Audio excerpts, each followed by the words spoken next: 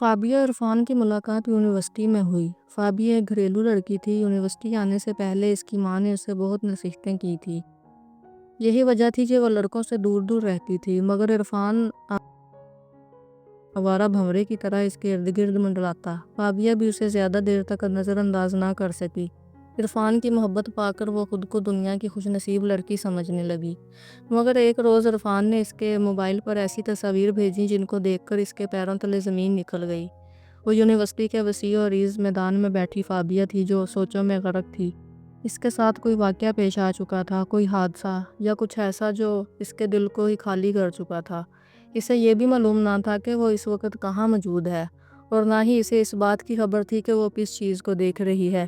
اس کی آنکھوں میں عجیب سا خالی پن تھا۔ واقعی میں اس کے ساتھ ایک حادثہ پیش آ چکا تھا۔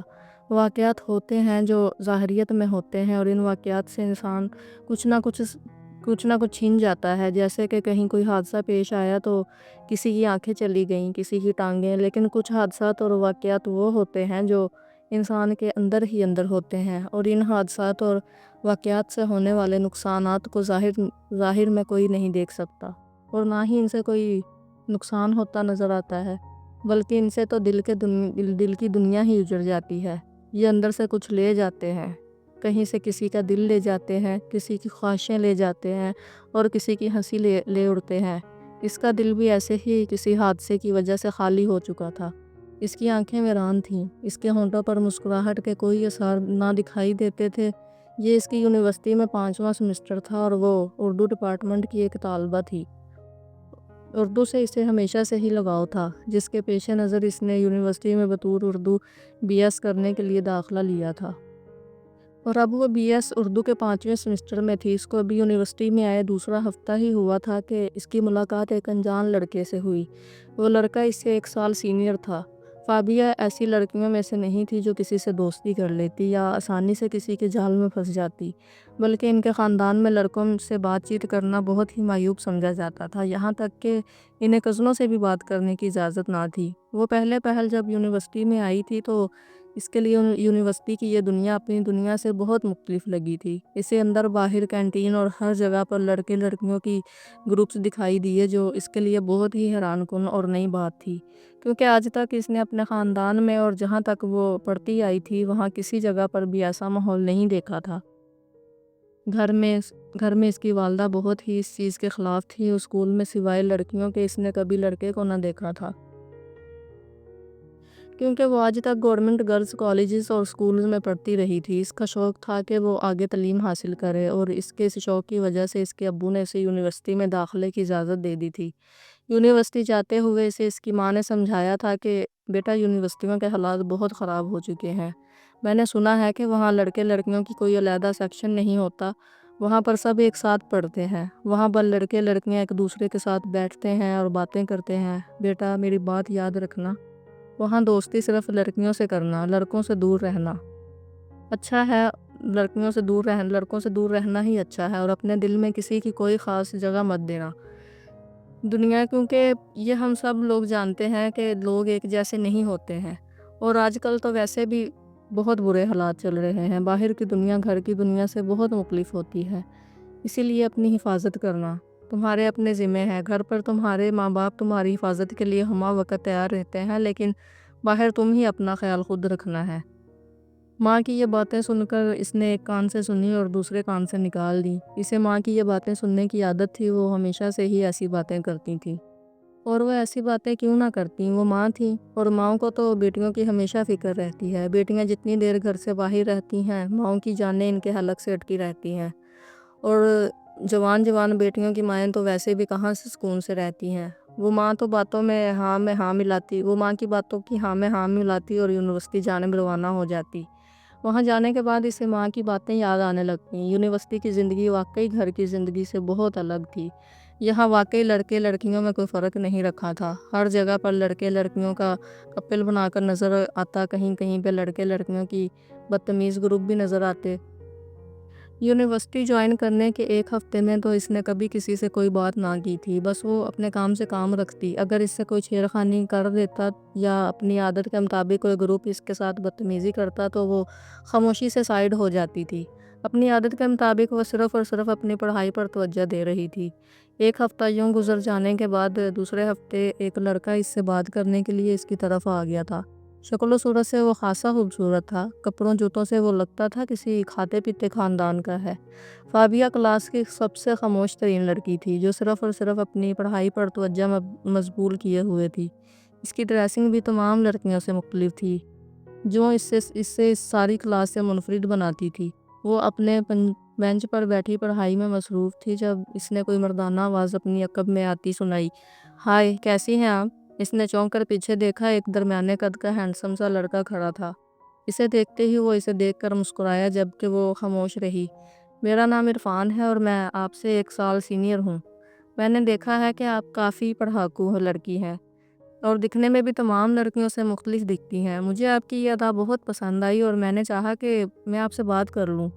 وہ ایک بار پھر سے اپنی کتاب کی طرف متوجہ ہو گئی، لیکن وہ اس کے ساتھ ہی دوسری چیئر پر بیٹھ گیا۔ کیا آپ تھوڑی دیر کے لیے مجھ سے بات نہیں کر سکتی؟ اس نے اس کی مسلسل خاموشی اور نظر انداز کرنے والے انداز کو دیکھ کر کہا۔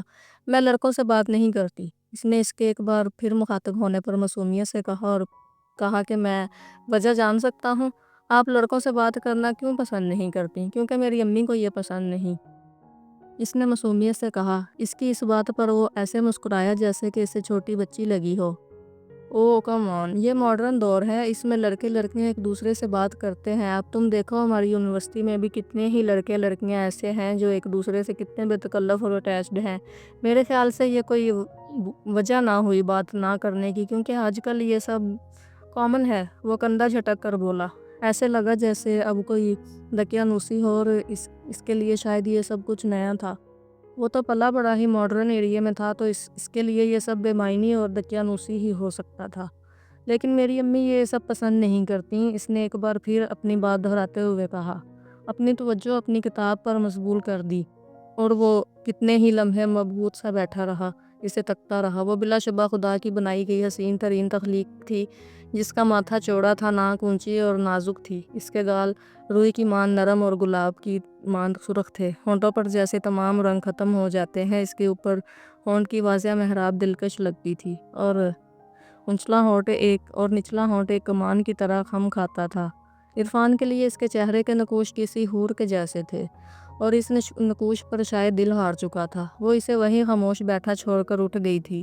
وہ پنک کلر کے سوٹ میں تھی اور یہ رنگ اس پر نکھر رہا تھا، بہت جچ رہا تھا۔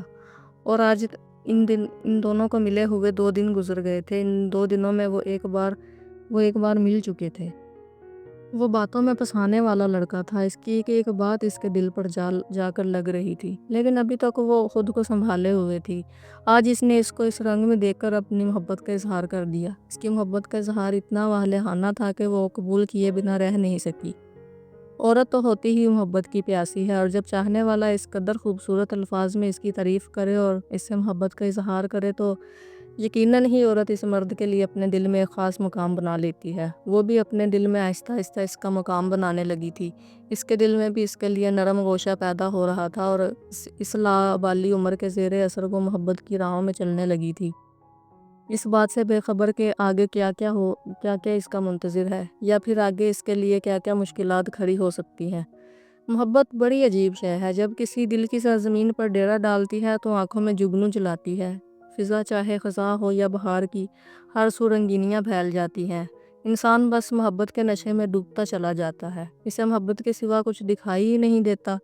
وہ محبت کے سحر میں پوری طرح جکڑ جاتا ہے، یہاں تک کہ جدائی کا دور چلنے لگتا ہے، دل سے دل جدا ہو جاتا ہے، محبت کا طلسم ٹوٹ جاتا ہے، دل میں درد محسوس ہوتا ہے، بیکار تحاشا امیدوں پر قائم حساس سا دل ٹوٹ پھوٹ کا شکار ہو چکا ہوتا ہے۔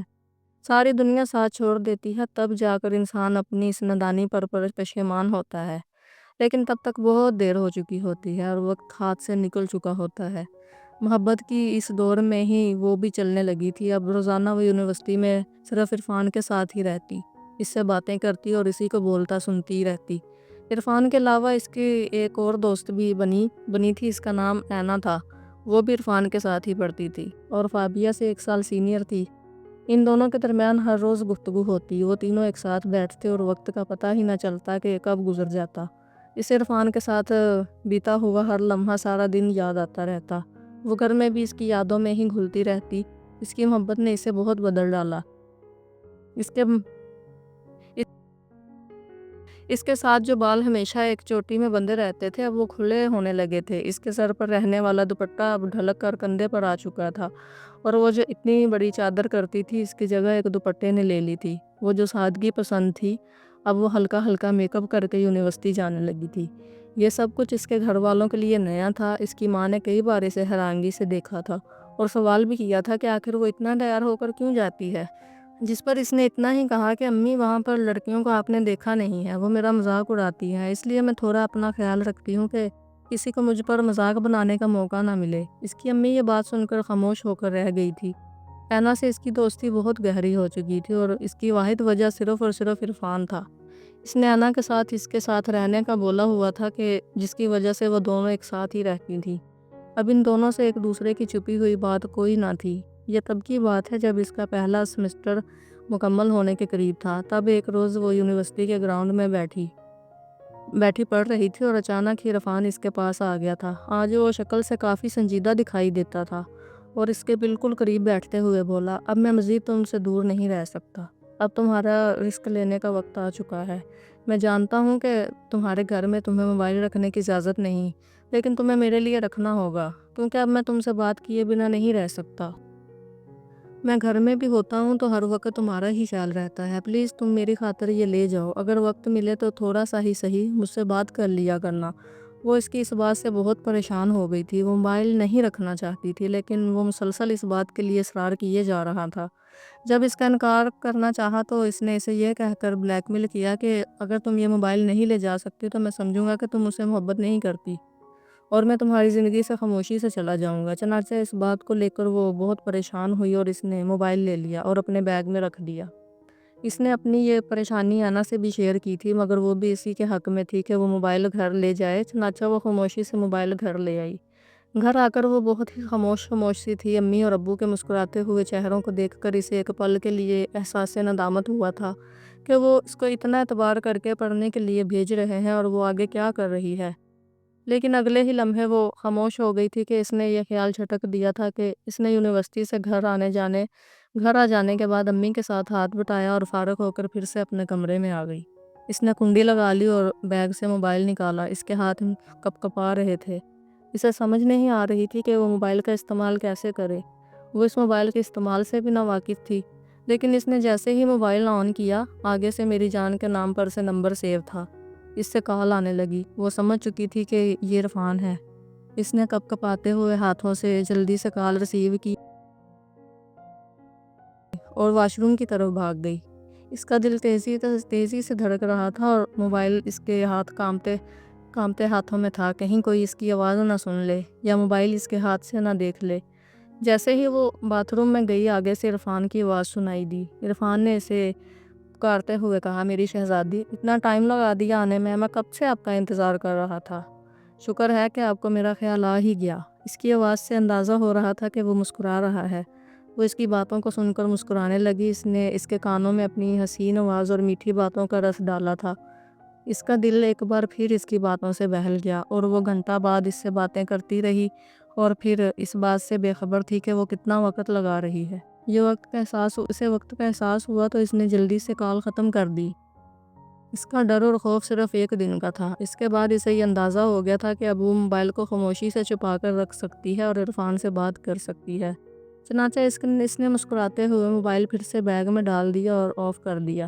دوسرے روز وہ پھر یونیورسٹی آنے کے بعد وہ اپنے کمرے میں گھس گئی اور شام تک باہر نہ نکلی۔ گھر والوں سے یہ بہانہ کر رہی تھی کہ وہ پڑھ رہی ہے، لیکن اصل میں وہ عرفان سے موبائل میں لگی رہتی تھی۔ انہیں بات کرتے کرتے تقریباً 2 ماہ ہو گئے تھے اور ابھی تک موبائل کے بارے میں اس کے گھر والوں کو کوئی پتہ نہ چلا تھا۔ اب وہ اس چیز کی عادی ہو چکی تھی کہ وہ کوئی بھی بہانہ بنا کر موبائل کو چھپا سکتی تھی۔ پہلے سمسٹر کے پیپر شروع ہو چکے تھے۔ اب یونیورسٹی میں ملنا ان دونوں کے لیے خاصا مشکل ہو گیا تھا، کیونکہ وہ دونوں پیپر کرتے ساتھ ہی گھر واپس چلے جاتے اور ایک دوسرے سے نہ مل سکتے۔ لیکن گھر جا کر وہ دونوں کال پر ایک دوسرے کے ساتھ جڑے رہتے اور ایگزامز کے بعد پھر سے کلاسیں شروع ہو چکی تھیں اور زندگی معمول پر آ گئی تھی۔ اب وہ دونوں جدا ہو چکے تھے۔ زندگی معمول کی طرح چل رہی تھی، لیکن اب عرفان یونیورسٹی سے چلا گیا تھا اور اب اس کا اس سے تعلق صرف اور صرف کال پر تھا اور وہ اس سے ملنا چاہتا تھا، لیکن وہ ہر بار انکار کر دیتی۔ یوں تقریباً 1 ماہ گزر گیا اور ایگزام کے رزلٹ آ گیا تھا، اور اس کا رزلٹ بہت خراب تھا۔ گھر والوں کے لیے یہ چیز بالکل ایک شوق کے برابر تھی، کیونکہ ان کے مطابق وہ بہت پڑھاکو تھی۔ لیکن پھر بھی رزلٹ اچھا نہ ہونے کے باوجود گھر والوں نے اسے تسلی دی اور اس کے لیے ٹیوشن کا بندوبست کر دیا۔ اب وہ یونیورسٹی سے آنے کے بعد ٹیوشن کے لیے جاتی تھی۔ عرفان سے کال پر بھی بات کم ہوتی اور اس سے خفا رہنے لگا، جس سے وہ مزید پریشان رہنے لگی۔ شب و روز اب بے قراری سے گزرنے لگے تھے۔ ایک لمحہ بھی ایسا نہ تھا جب اس نے عرفان کو یاد نہ کیا ہو۔ چنانچہ ایک روز عرفان نے اسے یہ کہہ کر ملنے کے لیے بلایا کہ اگر تم کل مجھ سے ملنے کے لیے نہ آئی تو میں تم سے سارا تعلق توڑ دوں گا اور کبھی تم سے بات نہیں کروں گا۔ اور عرفان کی اس بات نے اس کے پیروں تلے سے زمین کھینچ لی تھی۔ وہ سب کچھ مول لے سکتی تھی، سب کچھ، لیکن عرفان کی ناراضگی نہیں۔ وہ عرفان پر اتنا اندھا اعتماد کرتی تھی کہ وہ کچھ بھی کہتا وہ آنکھیں بند کر کے یقین کر لیتی۔ اس نے فابیہ کو ایک ہوٹل میں بلایا۔ یہ ہوٹل نہایت ہی شاندار تھا، یہ کئی منزلوں پر محیط تھا۔ اس نے یونیورسٹی کے بہانے گھر سے نکل کر اینا کے گھر کا رخ کیا۔ اینا اس بات سے پہلے ہی باخبر تھی اور اس کے پاس اس کے لیے کپڑے اور جیولری موجود تھی جو عرفان نے فابیہ کے لیے بھیجی تھی۔ ان میں سے ایک پنک کلر کا فراک تھا، ساتھ میں گولڈن کلر کی میچنگ جیولری تھی۔ اینا نے اسے نہایت ہی شاندار طریقے سے تیار کر دیا اور وہ دونوں اینا کی گاڑی پر ہوٹل کی طرف چلنی تھی۔ وہ اس سے ملنے کے لیے بہت بےتاب تھی۔ اینا نے اسے ہوٹل میں چھوڑ کر واپس چلے جانا تھا، چنانچہ اس نے اسے ویسے ہی ہوٹل میں چھوڑا اور گھر کی جانب واپس چل دی اور اسے وہ عرفان کے بک کردہ کمرے تک لے آئی۔ اور اس کے بعد وہ گھر چلی گئی تھی۔ وہ اس کمرے میں بیٹھی اس کا انتظار کر رہی تھی۔ یہ کمرہ نہایت ہی شاندار تھا اور آج تو اور بھی زیادہ شاندار طریقے سے سجایا گیا تھا۔ جگہ جگہ کینڈلز لائٹ لگی تھی جو کمرے کو نیم روشن کیے ہوئے تھی، اور کمرے میں گلاب کی پتیاں ہر جگہ پر پڑی تھیں اور گلاب کی خوشبو چاروں طرف رچی بسی ہوئی تھی۔ یہ سارا استقبال صرف اور صرف فابیہ کے لیے دیا گیا تھا۔ اسے اپنی قسمت پر رشک آنے لگا تھا۔ زندگی میں پہلی بار کسی نے اس کا ایسے استقبال کیا تھا۔ وہ خوشی سے پھولے نہیں سما رہی تھی۔ گلاب کی خوشبو سے مزید فریق کیے جا رہی تھی۔ اب اس کا انتظار طویل ہونے لگا تھا۔ وہ چاہتی تھی کہ جلد از جلد عرفان سے ملے اور واپس چلی جائے، کیونکہ وقت تو بہت کم تھا۔ کچھ منٹوں بعد کمرے کا دروازہ کھلا۔ اس کے ساتھ ہی فابیہ کا دل دھڑکنے لگا۔ ہمیشہ ایسا ہی ہوتا تھا، وہ جب بھی اس کے سامنے آتا تھا اس کا دل زور سے دھڑکنے لگتا تھا اور اس کی سانسیں منتشر ہو جاتی تھیں اور اس کے سامنے بول بھی نہ پاتی تھی، اور اب بھی ایسا ہی ہو رہا تھا۔ پلک جھپکتے ہی وہ اس کے سامنے آ گیا تھا اور اس وقت صوفے پر بیٹھی تھی۔ اس نے پنک رنگ کا باربی فراک پہن رکھا تھا۔ وہ حقیقت میں ہی کوئی فیئری ٹیل کی کوئی فیری لگ رہی تھی۔ وہ چند لمحے اسے مبہوت کھڑا دیکھتا رہا۔ اس نے اسے دیکھ کر مسکرانے پر اتفاق کیا۔ وہ قدم قدم چلتا ہوا اس کے قریب آیا اور اس کی طرف ہاتھ بڑھا دیا۔ اس نے کچھ جھجکتے ہوئے اس کا ہاتھ تھاما، اس کا ہاتھ پکڑ کر کھڑا کر دیا اور خود گھٹنوں کے بل بیٹھ کر نہایت ہی ادب سے ایک انگوٹھی اس کے سامنے کی۔ فابیہ کے لیے یہ سب کچھ بہت دل فریب تھا۔ وہ یہ سب کچھ اس کے لیے بہت نیا اور خوشکن بھی تھا۔ اس کی محبت میں پہلے سے ہی گرفتار تھی اور اب اس کی چاہت نے اسے مزید اس کا غرویدہ کر دیا تھا۔ اس نے مسکرا کر اپنا ہاتھ آگے کیا اور اسے اشارہ کیا کہ وہ خود اسے انگوٹھی پہنا دے۔ عرفان نے بھی بلا جھجک اسے انگوٹھی پہنا دی۔ اس کے بعد وہ اس کا ہاتھ تھام کر بیڈ تک لے آیا اور اپنی نظروں سے اس کے چہرے کا طواف کرنے لگا۔ وہ آج بے حد حسین لگ رہی تھی اور اس کی نظروں سے گھراتی شرماتی ہوئی نظریں جھکا گئی۔ وہ آج اپنا سارا پیار اس پر نچھاور کر دینے کے ارادے میں تھا، اور اس بات کو خود فابیہ سمجھ چکی تھی اور خود عرفان نے بھی اس سے ہر حق کو وصول کرنے کا ارادہ ظاہر کر دیا تھا، مگر وہ نہیں مان رہی تھی۔ وہ اس سے ملنے کے لیے یہاں ہوٹل تک تو آ گئی تھی، مگر اس میں یہ سب حرکتیں کرنے کی ہمت بالکل نہ تھی۔ لیکن وہ ایک ہی بات پر بضد تھا اور وہ اس سے ناراض بھی ہونے لگا تھا، جو اس کے لیے قابل قبول نہ تھا۔ پھر بھی فابیہ خاموش رہی، کیونکہ اس کی اپنی عزت ہر چیز سے معتبر تھی۔ وہ بالکل بھی ایسا کام نہیں کر سکتی تھی، جبکہ دوسری طرف عرفان اس سے ناراض ہونے پر بھی آرام سے بیٹھنے پایا تو پھر سے اپنے میٹھے لہجے کے رس گھول کر اسے بہلانے لگا۔ وہ اسے اپنے پیار کا یقین دلاتا خود ہی اس سے حق وصولنے کی کوشش کرنے لگا، اور وہ کوئی مزاحمت نہیں کر سکی۔ وہ اپنے محبوب کی خوشی چاہتی تھی اور یہ خوشی سے تمام خوشیوں سے بڑھ کر لگتی تھی۔ کافی وقت گزر جانے کے بعد جب وہ مکمل طور پر اس سے اپنا حق وصول کر چکا تھا تو وہ مسکرا کر ہٹا، لیکن فابیہ بہت غمگین تھی، اور اس تمام حال میں اس نے عرفان کو بھی باخبر کر دیا کہ وہ ایسا بالکل بھی نہ چاہتی تھی، لیکن ایسا ہو چکا تھا۔ وہ اس سے مل کر اسے سمجھانے آئی تھی کہ وہ اس سے ایسے بار بار ملنے کی رٹ نہ لگایا کرے، لیکن آگے وہ پوری اس کے سامنے ہار چکی تھی اور اپنا سب کچھ اسی کے حوالے کر چکی تھی۔ جتنی فابیہ غمگین تھی، اس سے کہیں زیادہ خوش عرفان لگ رہا تھا، اور وہ اس کی خوشی کی وجہ جانتی تھی۔ وہ اس کی قربت حاصل کر چکا تھا، اسے اس نے خاموشی سے اس کے گھر کے سامنے چھوڑ دیا اور خود اپنے گھر کی طرف روانہ ہو گیا۔ گھر آ کر فابیہ کافی خاموش سی تھی۔ وہ اپنے کپڑے جو اس نے گھر سے جاتے وقت پہن رکھے تھے وہ ساتھ لیے ہوئے تھی۔ اس نے واپس آتے ہوئے پھر سے وہی کپڑے پہن لیے تھے تاکہ کسی کو شک نہ ہو اور کوئی کچھ نہ کہہ سکے، لیکن وہ جو کام کر رہی تھی وہ اس کے دل پر بوجھ۔ اس نے گھر کے کاموں میں امی کا ہاتھ بٹایا اور شام ہوتے ہی دوبارہ پھر سے اپنے کمرے میں آ گئی۔ وہ جلد سے جلد عرفان سے بات کرنا چاہتی تھی۔ اس نے عرفان کو کال ملائی، لیکن آگے سے کوئی جواب موصول نہ ہوا۔ اس نے دوسری بار کی، پھر تیسری بار کہ اب نمبر مسلسل آف آ رہا تھا۔ اسے یقین دلایا تھا کہ وہ کل ہی اپنی ماں کو اس کے گھر رشتے کے لیے بھیجے گا، لیکن اب اس کا نمبر مسلسل آف جا رہا تھا۔ آج سے پہلے اس نے کبھی بھی اپنا نمبر ایسے بند نہیں کیا تھا، لیکن آج کیوں بند تھا؟ اسے یہ فکر کھائے جا رہی تھی اور اسی طرح کے وسوسے آنے لگے کہ کہیں اس کے ساتھ کوئی واقعہ پیش نہ آ گیا ہو، کہیں کچھ ہو تو نہیں گیا۔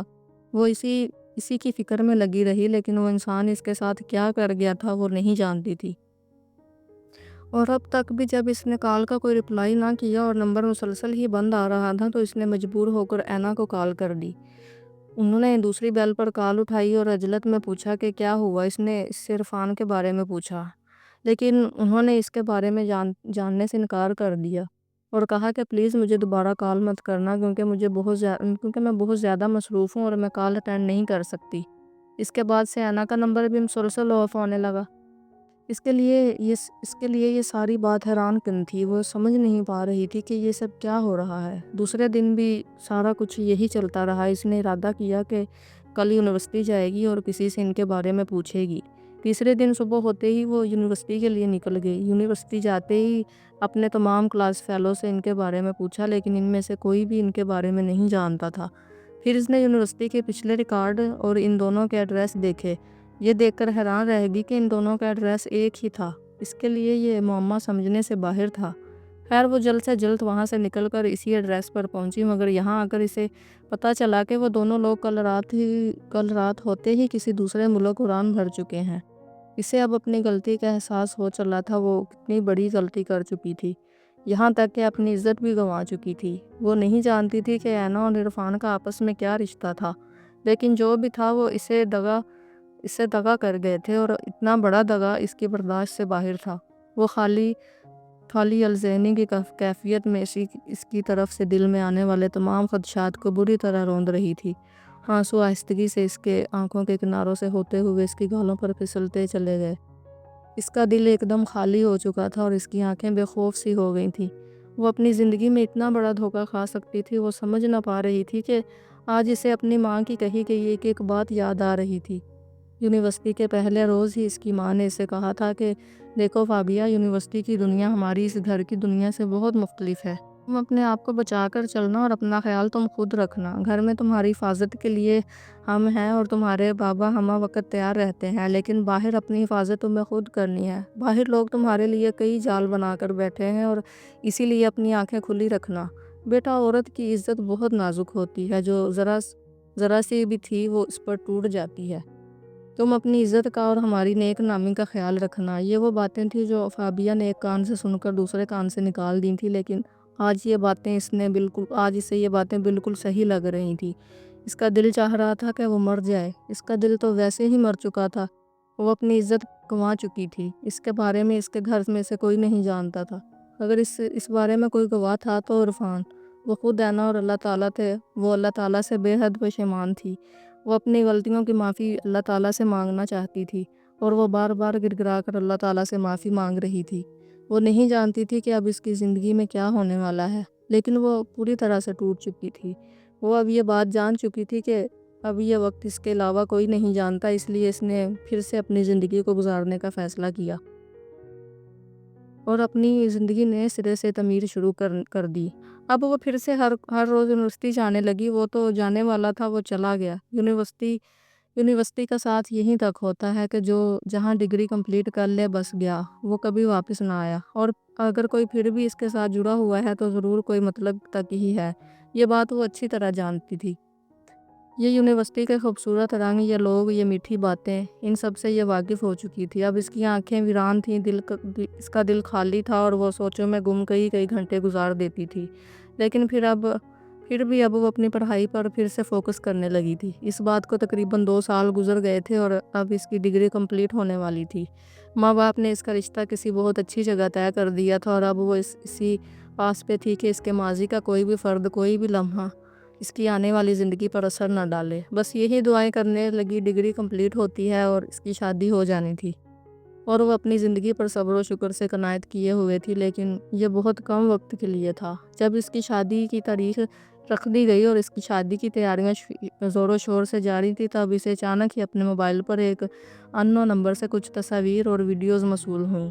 وہ کچھ سمجھ نہ پائی۔ وہ نہیں جانتی تھی کہ یہ کون سا نمبر ہے اور کیا کہنا چاہتا ہے، لیکن آنے والی ویڈیوز اور تصاویر کو دیکھنے کے بعد اسے اندازہ ہو گیا تھا کہ یہ کون ہے۔ اس کے پیروں تلے سے زمین نکل چکی تھی۔ اس کا ماضی ایک بار پھر اس کا پیچھا کر رہا تھا۔ ایک بار پھر ایک آنسوؤں کا ریلا اس کی آنکھوں سے گزرنے لگا۔ اس کی آنکھوں کے آگے اندھیرا چھا گیا۔ تصاویر اور ویڈیوز کے بعد اسے ایک میسیج موصول ہوا کہ اگر کل تم ہم سے ملنے اسی ہوٹل اسی کمرے میں نہ آئی تو تمہاری یہ تمام ویڈیوز اپلوڈ کر دی جائیں گی۔ یہ ویڈیوز اس دن کی تھیں جس دن وہ عرفان سے ملنے کے لیے گئی تھی، اور ان کی قربت کے کچھ مناظر اس میں قید ہو چکے تھے۔ جیسا کہ منظر عام پر آتے ہیں تو اس کی عزت خاک میں ملا دیتے۔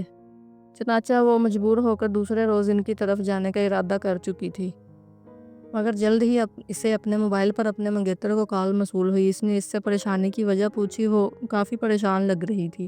اس نے کچھ بھی اس سے چھپائے بغیر صاف گوئی سے ساری بات بتا دی تھی۔ اسے سن کر وہ خوش ہوا تھا اور اس نے کہا تھا کہ مجھے ایسی ہی شریک حیات چاہیے تھی جو مجھ سے بنا کسی جھوٹ کے تعلق میں آئے، اور تم نے اگر مجھے سچ بتا ہی دیا ہے تو تم فکر مت کرو۔ تم ان لوگوں سے کہہ دو کہ کل میں اسی جگہ پر پہنچ جاؤں گی، باقی کام تم مجھ پر چھوڑ دو۔ چنانچہ اس نے ویسا ہی کیا۔ اس کے منگیتر نے وہاں موجود جو بھی انسان تھا اسے پولیس کے حوالے کر دیا۔ وہ نہیں جانتی تھی کہ وہ اس نے کیسے کیا تھا، لیکن وہ اتنا ضرور جانتی تھی کہ وہ اس سے بے پناہ محبت کرتا ہے، اور وہ یہ بھی جان چکی تھی کہ وہ اتنا سچائی پسند آدمی ہے اور اتنا ظرف رکھتا ہے کہ اس نے اس کی تمام کوتاہیوں کے باوجود بھی اسے اپنانے کا فیصلہ کر لیا تھا۔ یہ سب اس کے لیے کسی حسین خواب کے جیسا تھا۔ اس نے بڑے چاؤ سے دوبارہ سے اس سے شادی کی منت کی اور اس نے مسکرا کر قبول کر لیا۔ وہ جان چکی تھی کہ یہ اسکول، یہ کالج، یہ یونیورسٹی میں ہونے والے یہ تمام تعلقات صرف اور صرف ذلت کے سوا اور کچھ نہیں ہوتے۔ وہ چاہتی تھی کہ یونیورسٹی میں ایسا نظام ختم کر دیا جائے اور لڑکیوں کے لیے علیحدہ یونیورسٹیاں تعمیر کی جائیں، لیکن یہ صرف اسی کی سوچ ہوتی ہے۔ جس پر جو گزرتی ہے وہ اس کے بارے میں ہی سوچتا ہے۔ اس کے سوچنے نہ سوچنے سے اب ایسا کچھ نہیں ہونے والا تھا۔ بس وہ اسی بات پر خوش تھی کہ خدا نے اس کا گھر بسا لیا ہے اور اسے اتنا اچھا اور چاہنے والا شوہر عطا کر دیا۔ اسے اور کچھ نہ چاہیے تھا، لیکن آج بھی وہ تمام لڑکیوں کے لیے وہ کرتی ہے اور انہیں یہی درس دیتی ہے کہ یونیورسٹیوں میں ہونے والے چھوٹے موٹے تعلقات کو وہی ختم کر دیا کریں۔ زیادہ اپنی زندگی میں ان کو فوکس مت کیا کریں، کیونکہ پھر یہی تعلقات زندگی بھر کا روگ بن جاتے ہیں۔ اس کی زندگی میں تو چاہنے والا انسان لکھ دیا گیا تھا، لیکن ہر کسی کی قسمت ایک جیسی نہیں ہوتی۔ وہ اپنی قسمت پر رکش کرتی ہے۔ خداوند عالم سے دعا کرتی ہے کہ وہ ہر بچی کی عزت کی حفاظت کرے اور تمام بچیوں کو ان کی ماں باپ کی عزتوں کا رکھوالا بنائے۔ یہ یونیورسٹیاں نظام کو خراب کیے جا رہی ہیں۔ نہ جانے کتنی ہی لڑکیاں اس وجہ سے خودکشی کرتی ہیں اور موت کے گھاٹ اتر جاتی ہیں۔ کتنی ہی لڑکیاں گمنامی کی زندگی گزارنے پر مجبور ہو جاتی ہیں۔ غریبوں کی بیٹیاں پڑھنے جاتی ہیں اور لوگ ان کے ساتھ کیا حشر کر دیتے ہیں۔ خدا ان معصوموں کی ہمیشہ حفاظت کرے، آمین۔